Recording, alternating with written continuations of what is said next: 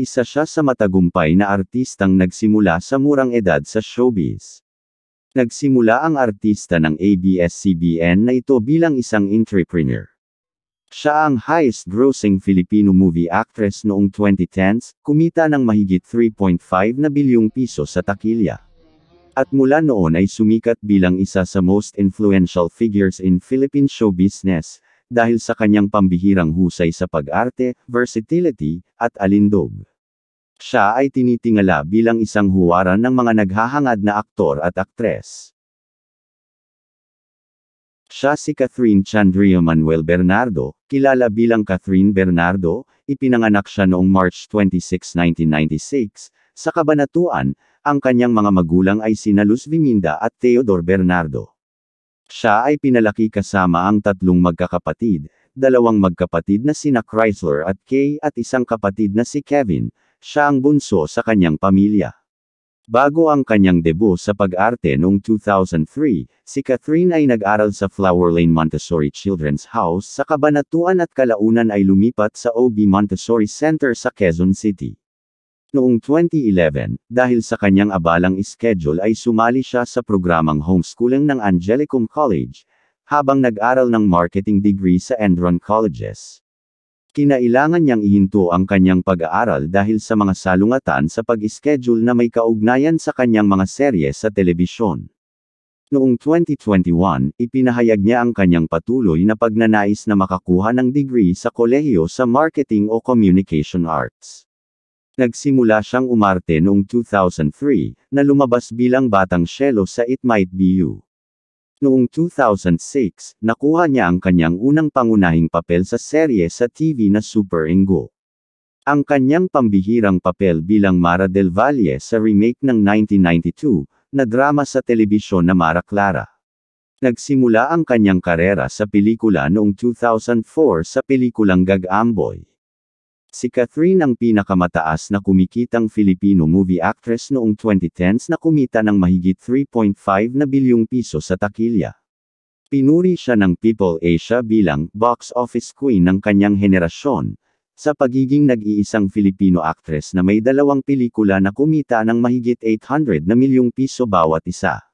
Inilista siya ng Forbes Asia bilang isa sa mga pinakamaimpluwensyang celebrity ng Asia Pacific sa social media habang isinama siya ng Metro Society sa kanilang listahan ng mga pinakamaimpluwensyang personalidad ng Filipino sa social media.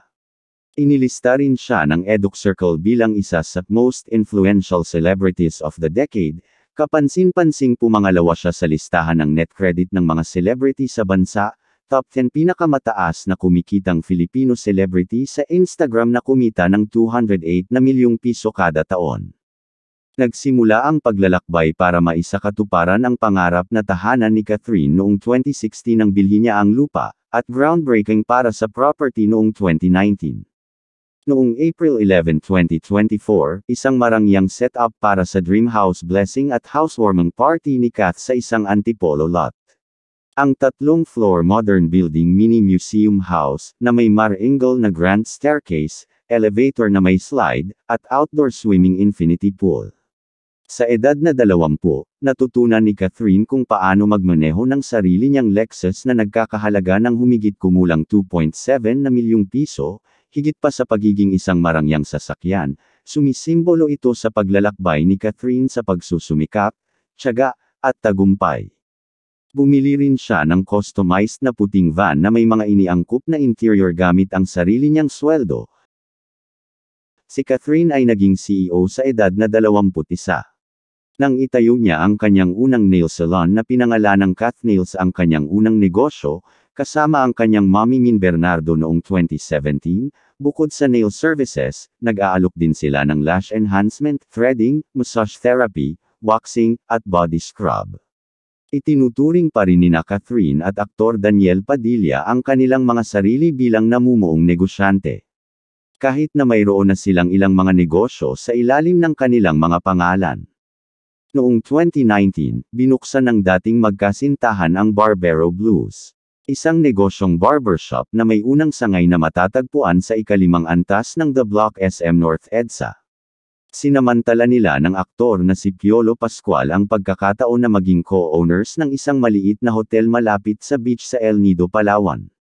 Kabilang din siya sa mga may-ari ng Isla Amara, isang 42-room boutique resort sa loob ng Layo Tourism Estate, na 1 minutong lakad lang mula sa Layo Beach. Sinabi ni Piolo na inalok sila ng mga kaibigan nila ni Catherine na bumili ng hotel. Ang isang tawag ay humantong sa isa pa at sila ay nakabuo ng isang korporasyon at nagsimulang ayusin ang gusali. Sa kanyang ika-25 na kaarawan ay sinurpresa siya ng kanyang ina ng sariling studio.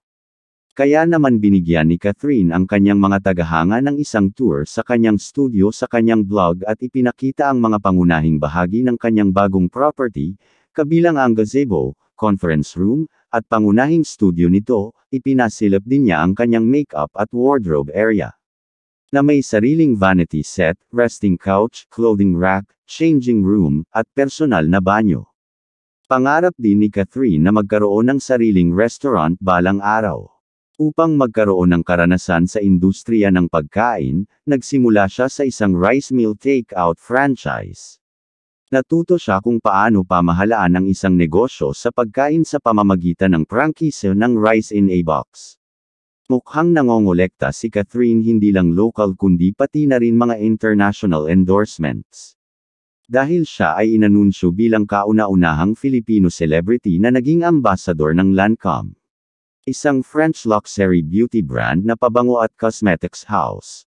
Ilan lang ito sa ilang recent endorsements ni Kath. Ang pagkakaroon ng 7 billboard sa EDSA Guadalupe ay isang malaking tagumpay para sa isang celebrity endorser dahil nangangahulugan lamang ito na sila ang pinaka-in-demand ngayon. Ang mga kumpanya ay handang magbayad ng milyon-milyon para lamang i-promote ang kanilang mga produkto at ang pagkakaroon ng pinaka-in-demand na endorser ay triple na banta sa kanilang mga katunggali. Ito ay isang pambihirang tagumpay, dahil kakaunti lang ang aktor at aktres na nakapost sa lahat ng 5 billboard ng sabay-sabay. Si Catherine, 28 taong gulang ay naging paborito ng kumpanya ng advertising sa kasalukuyan. Bukod sa bench, mayroon din siyang billboard para sa talk and text, at EV Collagen malapit sa lugar ng Guadalupe.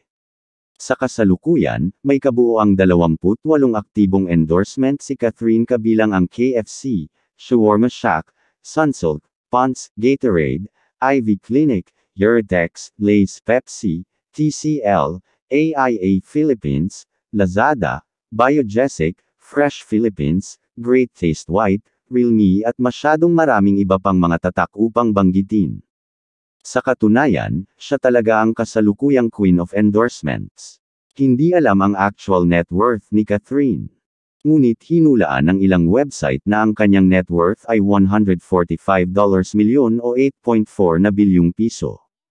Ang ilang mga tao ay tinansya na siya ay talagang nagkakahalaga ng malaki.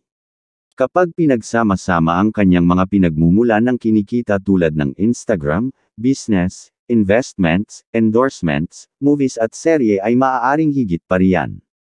Noong 2018, sinabi ni Kath na matagal na niyang nakarelasyon ang kanyang on-screen partner ang aktor na si Daniel Padilla mula noong May 25, 2012.